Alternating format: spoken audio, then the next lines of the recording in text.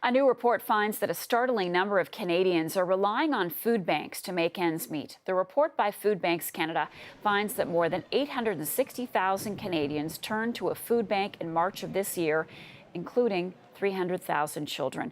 The number of people accessing food banks is also 28% higher than it was in 2008 before the recession. The organization says the country is now feeling the impact of low oil prices and a slower economy. The economic shocks we've seen in Western Canada have added to the long-term decline in well-paying jobs across the country. Jobs that are being replaced by low-paying, precarious work.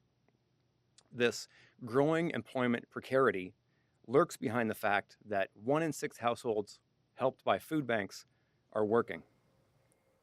Canada's territory saw the greatest increase, with a 25% surge in the number of people using food banks. Nova Scotia saw a 21% increase, and Saskatchewan and Alberta both saw 17% increases. Joining me now with more is Shawn Pegg, Director of Policy and Research at Food Banks Canada. We just saw him in that clip. He's with us now from our Ottawa studio. Good morning, Shawn.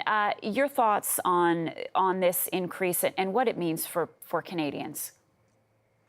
Well, it's very troubling that food bank use has increased now for three consecutive years. Yeah. The fact that more than 860,000 people access food banks every month is very troubling.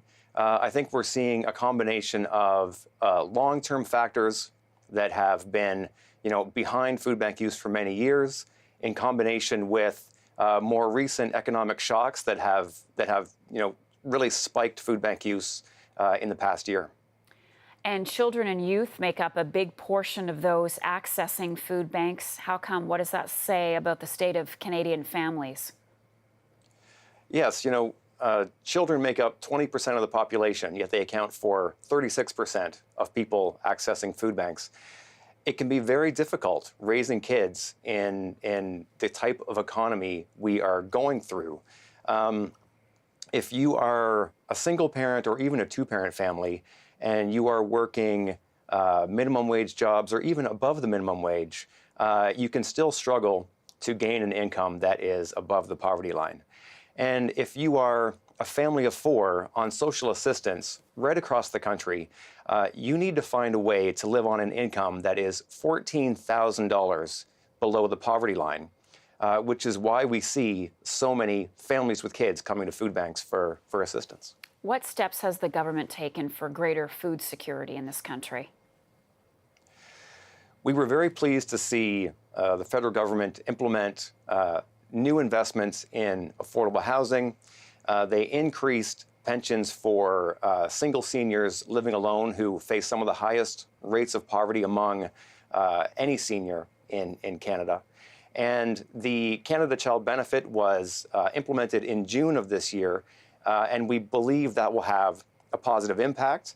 That being said, I think our numbers show that there is still much more to be done.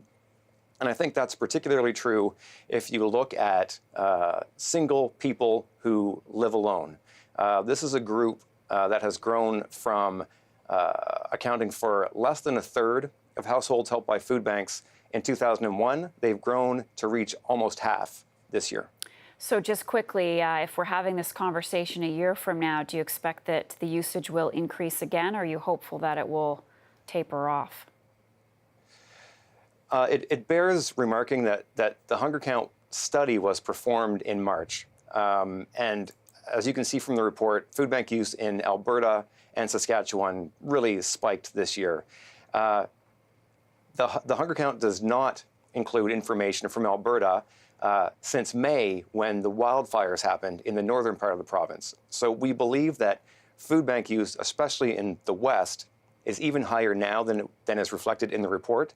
At the same time, we do have hopes that the new Canada Child Benefit will lead to a reduction in the number of children needing help from food banks. All right, Shawn Pegg, Director of Policy and Research at Food Banks Canada. Thank you.